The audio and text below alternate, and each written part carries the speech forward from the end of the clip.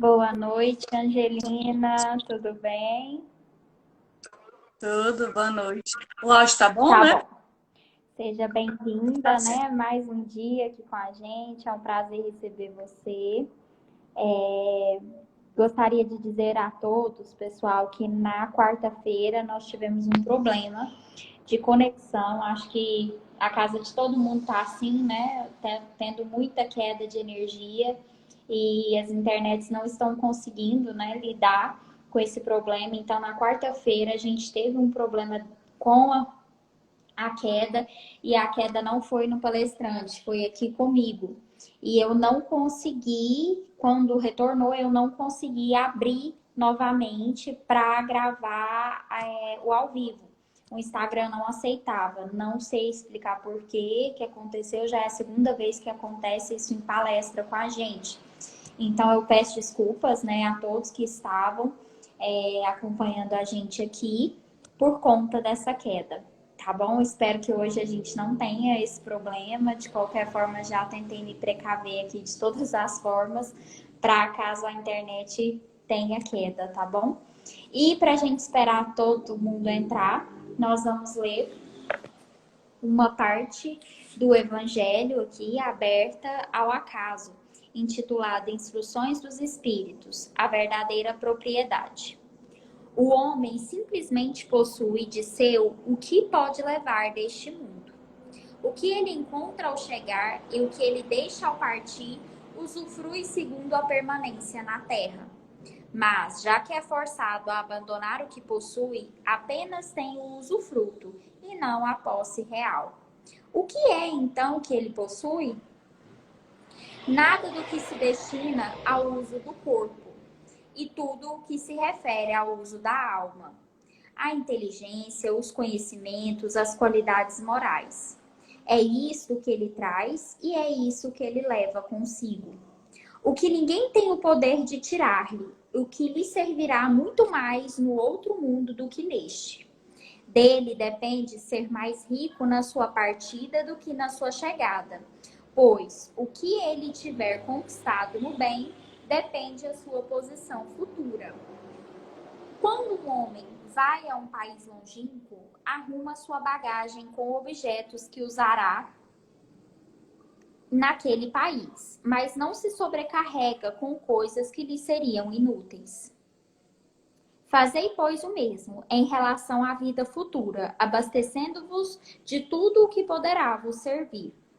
Ao viajante que chega a uma estalagem, dá-se-lhe um bom alojamento, se ele puder pagar. Aquele que pode menos, dar-se um pior. Quanto àquele que nada tem, é deixado ao relento.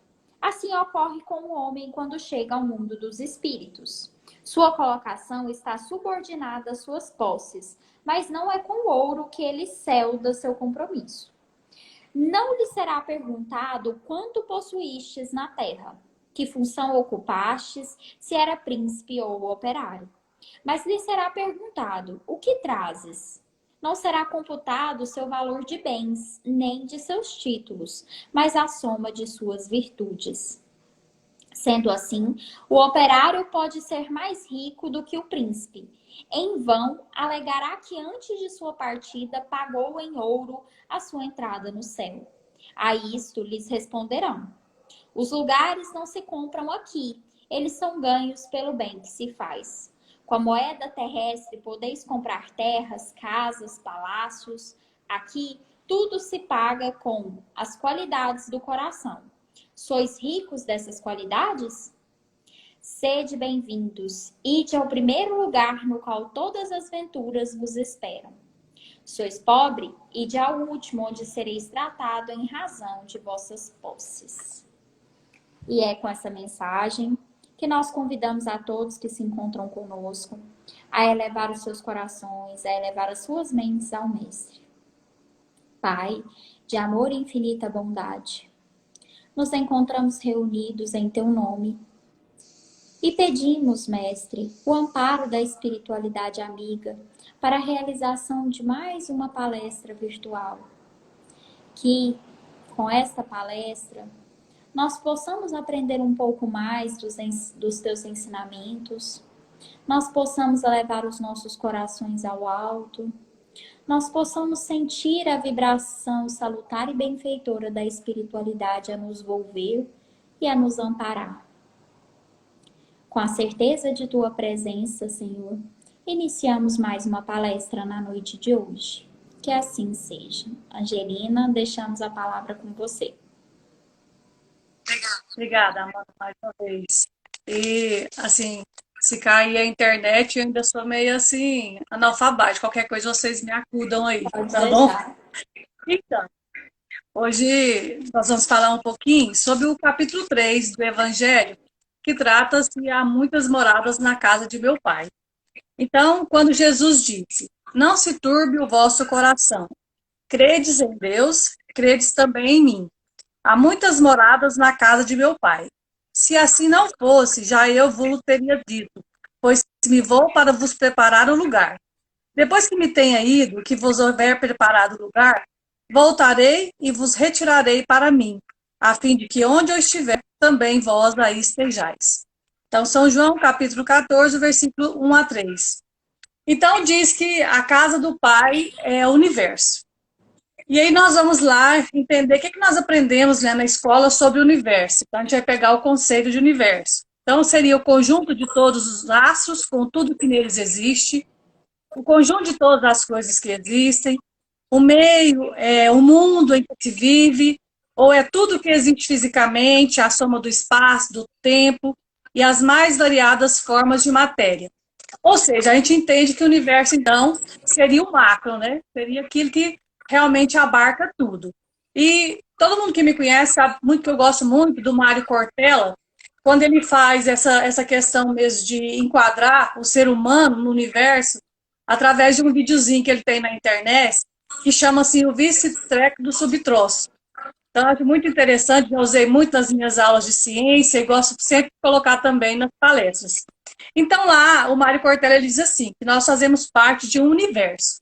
E que, atualmente, os físicos já acreditam que existe um multiverso. Ou seja, são vários universos. Só que para nós entender esse macro-universo já é muita coisa. Então, nós vamos ficar com o universo mesmo, né? Então, seria o todo, o macro. E que o nosso universo ele é formado por mais ou menos 200 bilhões de galáxias. Isso aí tem, as pessoas vão falar assim, mas se você olhar na internet, existe até 300 trilhões, de acordo com determinados tipos de aparelhos que existem hoje em dia. Então, a gente pega uma média, mais ou menos 200 bilhões de galáxias. Nós estamos em uma delas, que é a Via Láctea. Então, a Via Láctea, por seu lado, ela tem 100 bilhões de estrelas. E uma dessas estrelas é o nosso Sol. Em torno do Sol está o nosso sistema solar, que hoje é composto por 8 planetas. Era 9, né? Mas Plutão foi rebaixado como alguns times de futebol aí. Então, hoje nós temos 8. O terceiro mais próximo do Sol é o planeta Terra, onde nós vivemos, e segundo os cientistas, é o único onde há vida. E, segundo os próprios cientistas, aqui há mais ou menos 300 milhões de espécies de seres vivos. Uma dessas espécies somos nós, o Homo sapiens, que é o ser humano. E que hoje, só dessa espécie, existe mais ou menos 8 bilhões de seres humanos no planeta Terra. E um deles somos nós. Então, às vezes, a gente tem a mania de, quando alguém esbarra na gente, você pergunta assim, você sabe quem eu sou? Ou você sabe com quem você está falando? Dando carteirada nas pessoas, a gente está vendo muito isso aí atualmente nas redes sociais. E, na verdade, então, o Mário Cortella ele diz que nós somos o vice-treco do subtroço. Porque nós somos o único ser humano no meio de mais ou menos 8 bilhões de um planetinha que, juntamente com mais 7, gira em torno de uma única estrelinha no meio de 100 bilhões de estrelas, que compõem uma única galáxia no meio de 200 bilhões de galáxias que compõem o nosso universo. Então, olha a nossa pequenez perante isso tudo. E aí, a Joana de Ângeles, ela vem falando assim no livro No Limiar do Infinito.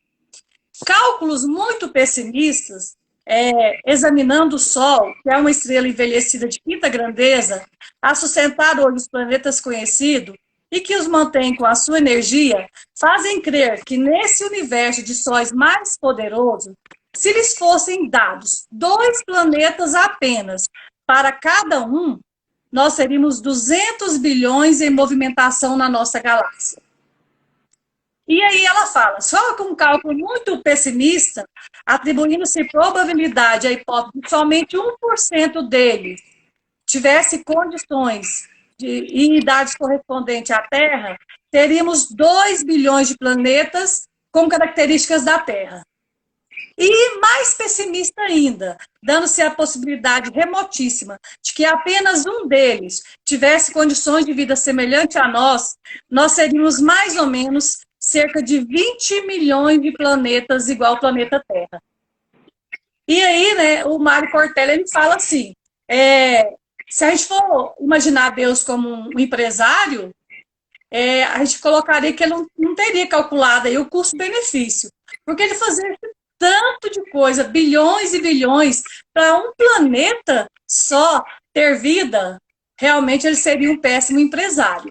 Mas lá no livro dos Espíritos, na questão 55, que fala da pluralidade dos mundos, então tem a pergunta, todos os globos que circulam no espaço são habitados? E a resposta, sim. O homem da Terra está longe de ser o primeiro em inteligência, bondade e perfeição. E ainda nós temos a soberba de achar que nós somos o mais perfeito e que só o nosso planeta que existe vida. E aí vem lá no livro dos Espíritos e no próprio Evangelho, falando que os mundos eles podem ser classificados em superiores e inferiores. Mas não é uma classificação absoluta, ela é relativa. Relativa em relação ao próprio planeta Terra. Por quê? Nós vamos observar aqueles que são inferiores à Terra, aqueles que são da mesma categoria que o nosso e aqueles que são mais superiores que os nossos. Então, por isso que nós temos aí essa classificação relativa em mundos primitivos, mundos de criação e prova, de regeneração, ditosos ou felizes, celestes ou divinos. E aí nós temos um pouquinho de cada um deles. O que seriam os mundos primitivos, segundo a espiritualidade? Então, eles falam assim, que são os mundos destinados às primeiras encarnações dos espíritos. São, de certo modo, rudimentares os seres que neles habitam. E aí tem algumas características que são bem interessantes. Já tem, assim, a forma humana, revestem a forma humana, mas sem nenhuma beleza. Seus instintos não têm abrandá-los qualquer sentimento de delicadeza ou de benevolência, nem as noções do que é justo ou injusto. A força bruta é a única lei. Passam a vida na conquista de alimentos. Mas, no fundo das trevas da inteligência, já jaz latente a vaga intuição mais ou menos desenvolvida de um ente supremo. E é esse instinto aí que vai bastar para torná-los superiores uns aos outros e realmente para que eles tenham uma ascensão, ou seja, são crianças que estão a crescer. Depois nós temos um mundo de expiação e provas, que é o nosso, né? Então dispensa comentários. E ainda fala uma coisa muito interessante, pode fazer-se ideia dos mundos primitivos, observando ainda no nosso planeta aqui, as raças selvagens ou as nações bárbaras que ainda se encontram entre nós, que são os restos do orbe primitivo.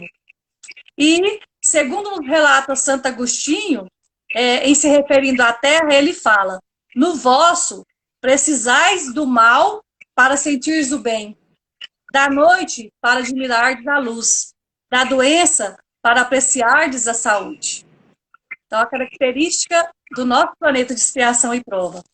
O mundo de regeneração, que é aquele que nós todos estamos esperando realmente que chegue até nós, né? E eu gosto muito de uma fala do Otacílio Rangel, que é um palestrante físico, acho que a maioria já conhece, e ele fala assim, quando a gente fala que vai passar de um mundo de expiação e prova para um mundo de regeneração, a gente já imagina logo um planeta chupão, passando aqui, chupando aqueles espíritos atrasados e deixando o resto. E nós, espírita, achando que nós vamos ficar porque nós somos espíritos. Nós entendemos que está tendo uma transformação. E não é bem assim. Então, o mundo de regeneração serve de transição entre os mundos de expiação e os mundos felizes. A alma penitente encontra neles a calma e o repouso e acaba por depurar-se. Todavia, ainda não existe a felicidade perfeita, mas a aurora da felicidade. O homem lá é ainda de carne e por isso sujeito às vicissitudes. Ainda tem que suportar provas, porém sem as pungentes angústias da expiação. Comparados à Terra, esses mundos são bastante ditosos e muito dentre vós se alegrariam de habitá-los, pois que eles representam a calma após a tempestade, a convalescência após a moléstia cruel. E eu imagino que é como a gente estivesse esperando um novo normal depois de uma pandemia. A gente está esperando que passe, que chegue esse pico, que melhore essa curva e a coisa não vai. Então, acredito que a gente aspirar um mundo de regeneração seria mais ou menos assim. E Santo Agostinho, ele coloca uma parte no Evangelho que é muito linda. Ele coloca assim: contemplai, pois, à noite, a hora do seu repouso e da prece, a abóbada azulada e das inúmeras esferas que brilham sobre as vossas cabeças, indagais de vós mesmos quais as se conduzem a Deus e pedi-lhe que o mundo regenerador vos abra seu seio após a expiação na terra. Depois nós temos, mais além, os mundos ditosos ou felizes. E eles dizem os espíritos que as condições de vida moral e material lá são muitíssimos diversas da Terra. A forma corpórea é sempre a humana, mas embelezada, aperfeiçoada e, sobretudo, purificada. O corpo não está mais sujeito às necessidades, nem às doenças ou deteriorações. A leveza permite uma locomoção rápida. A vida é proporcionalmente muito mais longa que na Terra. E na pesquisa que eu estava falando, eles falam muito, inclusive tem até um vídeo que eles falam de Júpiter, seria um mundo assim. E quando eles falam que é proporcionalmente mais longa, que lá a vida chegaria até a 500 anos. E fala, inclusive, da questão da morte. A morte, de modo algum, acarreta os horrores da decomposição. Longe de causar pavor, é considerada uma transformação feliz.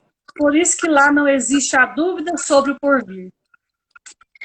Lá também ele fala que as relações são sempre amistosas com os povos, porque não tem ambição. Então ninguém quer escravizar ninguém, não tem guerras, não há senhores, nem escravos, nem privilegiados pelo nascimento. O homem não procura elevar-se acima do homem, mas acima de si mesmo, aperfeiçoando-se. E aí os espíritos fazem o seguinte: nossa, isso aí então é o sonho de consumo de todos nós. Então eles colocam assim para a gente: os mundos felizes não são orbes privilegiados, visto que Deus não é parcial para qualquer um de seus filhos. A todos dá os mesmos direitos e as mesmas facilidades para chegarem a tais mundos. A todos são acessíveis as mais altas categorias. Mas, e sempre depois do mas, que vem realmente o pedagógico, né? Mas, através do seu trabalho, você vai alcançá-la mais depressa. Ou pode permanecer inativos por séculos e séculos no ladaçal da humanidade. E por último vem os mundos celestes ou divinos, que são assim bem rapidinho mesmo, uma única frase: morada dos espíritos puros. Dentro relativamente dos mundos, chegaram ao grau máximo de evolução. Ponto. Então, nós temos aqui, e aí o Emmanuel, num dos seus livros, da sua fala, ele diz que para a gente considerar as moradas citadas no Evangelho, nós devemos considerar, primeiramente, os mundos que formam o universo, que nós já falamos aqui, onde outras humanidades realizam a marcha evolutiva. Então, nós entendemos que existem milhões, bilhões de planetas, são divididos aí nesses mundos, e também existem as diversas zonas espirituais, superiores ou inferiores, além das fronteiras físicas, onde a vida palpita com a mesma intensidade das metrópoles humanas. E foi muito interessante quando eu estava fazendo esse estudo, porque realmente eu aprendi muito sobre ele. Porque eu sempre achei que os mundos transitórios e as regiões espirituais seriam as mesmas coisas. E aí eu fui entender que não e percebi que eu tenho de aprender muito ainda. Isso é que é o bom da gente estudar um pouquinho. E para a gente entender o que são os mundos transitórios, é bom a gente entender duas coisas. O que é um espírito errante?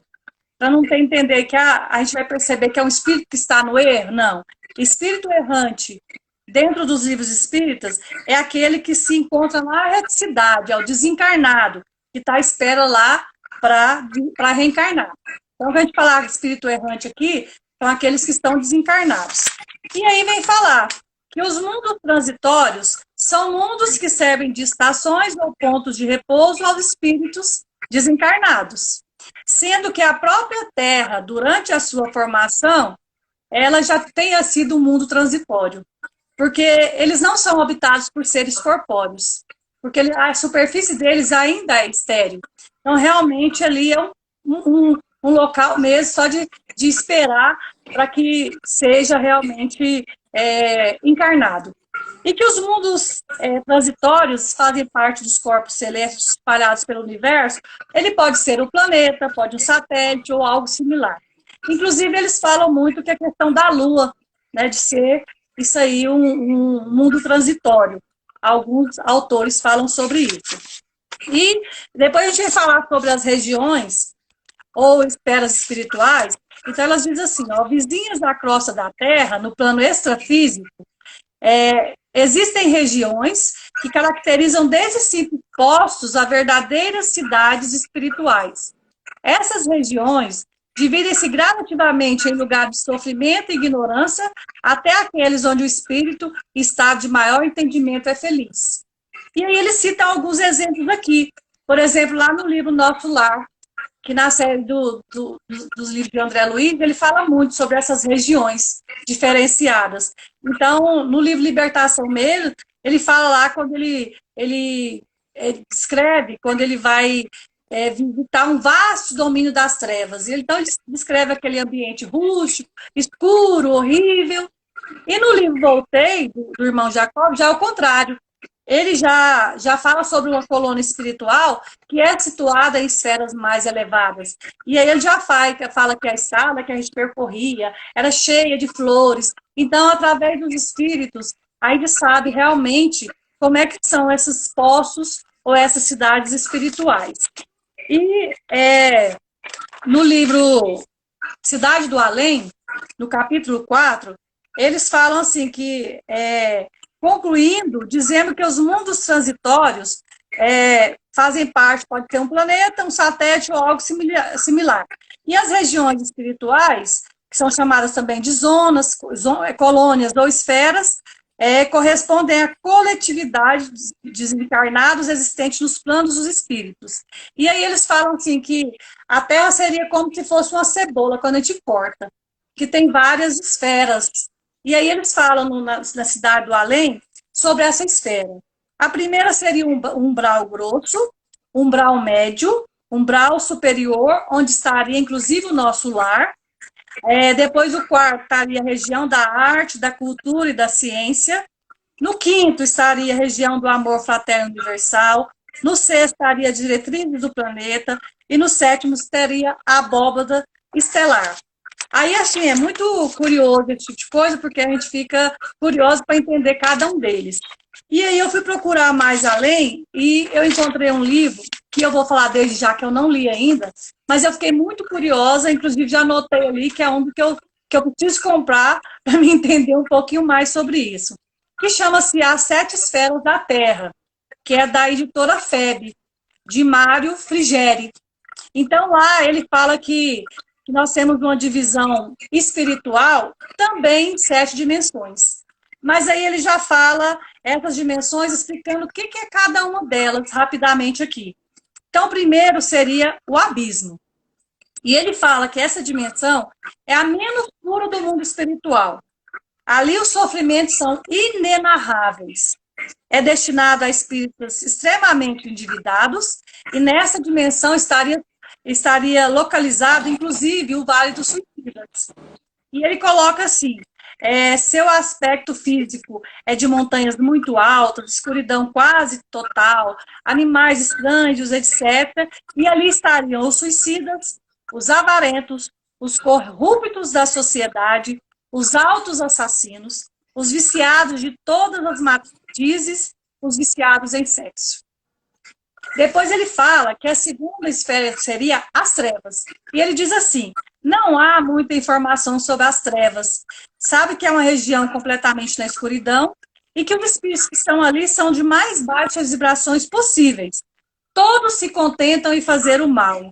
E eles se comprazem, inclusive, em atacar instituições que fazem o bem. Isso aí o Divaldo fala muito no livro Perturbações Espirituais, da série da transição planetária. Então, achei muito interessante essa questão aqui. Aí, depois ele fala sobre o umbral, que o espírito tem medo do umbral, mas não está pensando na treva e muito menos no abismo.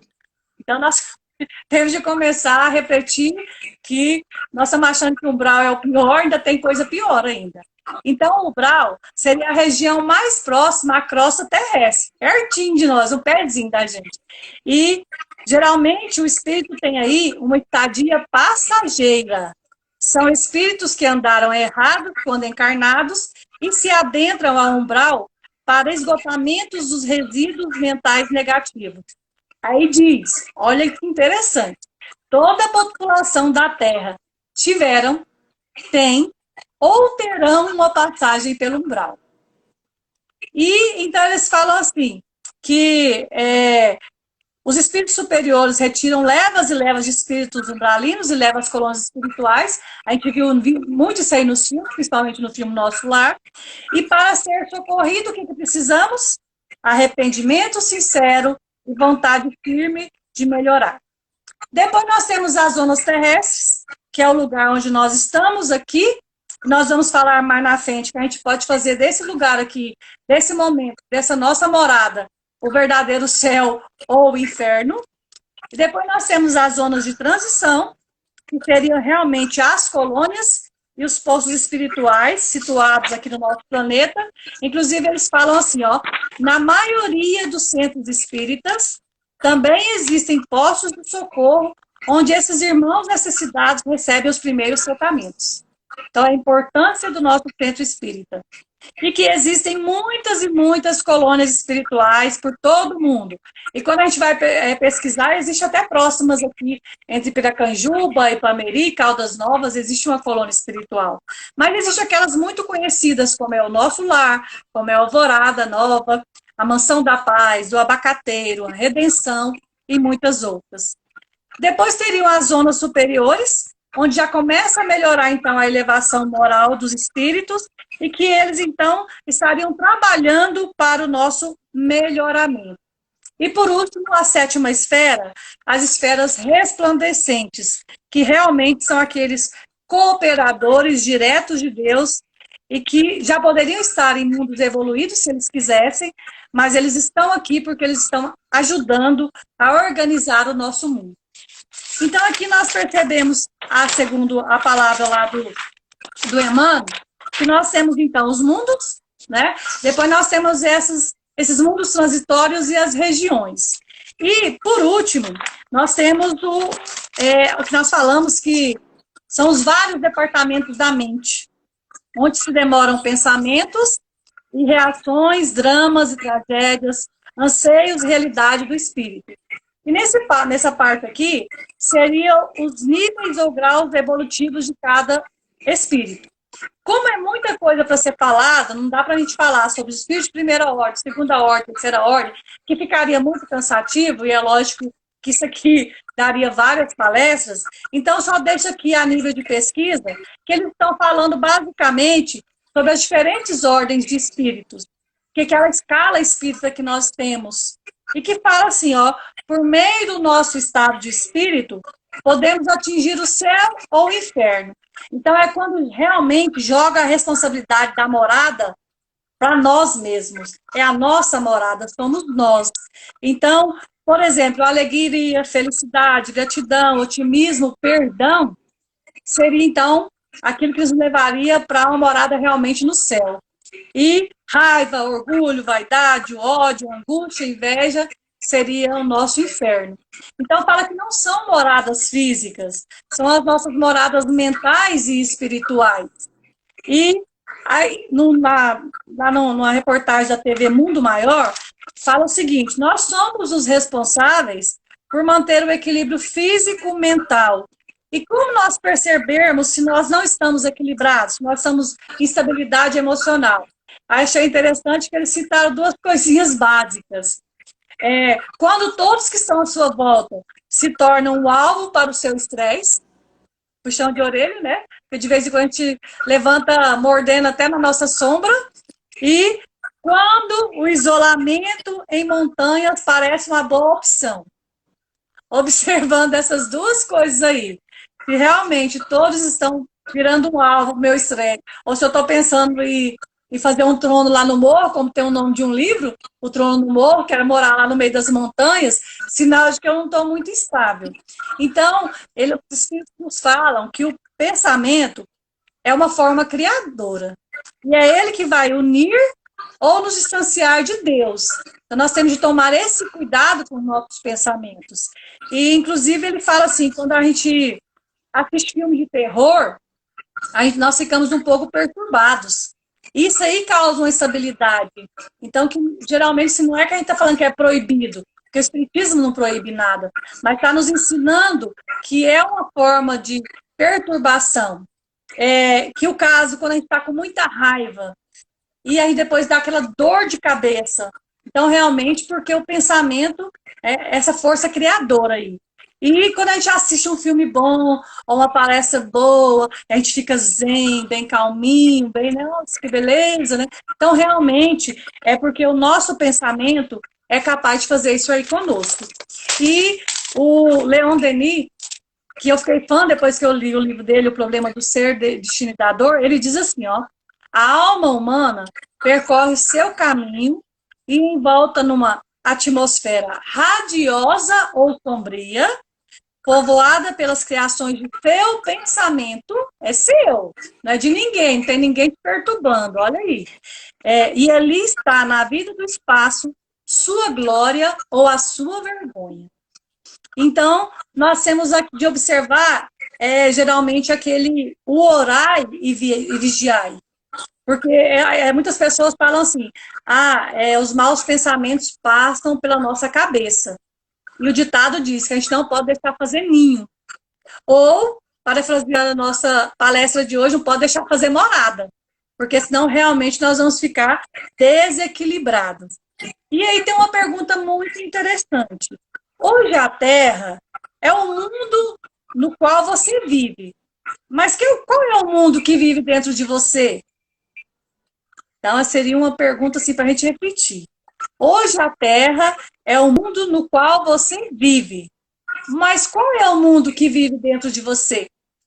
E aí eu trouxe uma história. Eu gosto muito de história, gosto mesmo de cantar, mas como não sei cantar, vou contar histórias.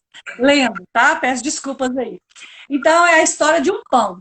Ela fala, nossa, a mulher é louca, vem falando de estrela, de mundo, de morada, e vai contar a história de um pão. No final, vocês vão entender o que é. Quando Barsabás, o tirano, demandou o reino da morte, buscou debalde reintegrar-se no grande palácio que lhe servira de residência. A viúva, alegando infinita mágoa, desfizera-se da moradia, vendendo-lhe todos os adornos. Viu ele então baixelas e candelabros, telas e jarrões, tapetes e perfumes, joias e relíquias sob o martelo do leiloeiro, enquanto os filhos querelavam no tribunal, disputando a melhor parte da herança. Ninguém lhe lembrava o nome, desde que não fosse para reclamar o ouro e a prata que doara a mordomos distintos. E porque na maioria dos semelhantes amigos, e porque na memória de semelhantes amigos ele não passava, agora de sombra, tentou o interesse afetivo de companheiros outros da infância. Todavia, entre eles se encontrou simplesmente a recordação dos próprios atos de malquerência e de usura. Barsabás entregou-se às lágrimas de tal modo que a sombra lhe embargou por fim a visão, arrojando-o nas trevas. Vagueou por muito tempo no nevoeiro, entre vozes acusadoras, até que um dia aprendeu a pedir na oração, e como se a rogativa lhe servisse de bússola, embora caminhasse às escuras, eis que de súbito se lhe extingue a cegueira, e ele vê diante de seus passos um santuário sublime, faiscante de luz. Milhões de estrelas e pétalas fulgurantes povoavam-no em todas as direções. Barsabás, sem perceber, alcançara a casa das preces de louvor nas faixas inferiores do firmamento. Não obstante deslumbrado, chorou o impossível ante o ministro espiritual que velava no pórtico. Após ouvi-lo generoso, o funcionário angélico falou sereno. Barsabás, cada fragmento luminoso que contemplas é uma prece de gratidão que subiu da terra. Ai de mim, soluçou o desventurado, eu jamais fiz o bem. Em verdade, prosseguiu a informante, trazes contigo em grandes sinais o pranto e o sangue dos doentes e das viúvas, dos velhinhos e órfãos indefesos que despojastes, nos seus dias de vigilância e de crueldade. Entretanto, tens aqui em teu crédito uma oração de louvor. E apontou-lhe uma canhada estrela, que brilhava a feição de pequenino disco solar. Há 32 anos, disse ainda o instrutor, deste um pão a uma criança. E essa criança te agradeceu em prece ao Senhor da vida. Chorando de alegria e consultando velhas lembranças, Barsabás perguntou, é Jonaquim o enjeitado? Sim, ele mesmo, confirmou o missionário divino. Segue-a, a caridade do pão que deste um dia por amor, e livrar-te-ás em definitivo do sofrimento das trevas. E Barsabás acompanhou a tênue raio do tênue fulgor que se desprendia daquela única estrela, mas em vez de elevar-se às alturas, encontrou-se numa carpintaria humilde na própria terra. Um homem calejado ali refletia, manobrando a enxó em pesado lenho. Era Jonaquim, aos 40 anos de idade. Como se estivessem os dois identificados no doce fio de luz, Barsabás abraçou-se a ele, qual viajante abatido de volta ao calor do lar. Decorrido um ano, Jonaquim, o carpinteiro, ostentava sorridente nos braços mais um filhinho, cujos louros cabelos emolduravam belos olhos azuis. Com a bênção de um único pão dado a um menino triste, por espírito de amor puro, conquistara Barsabás nas leis eternas o prêmio de renascer para redimir-se. E é uma história de um irmão X.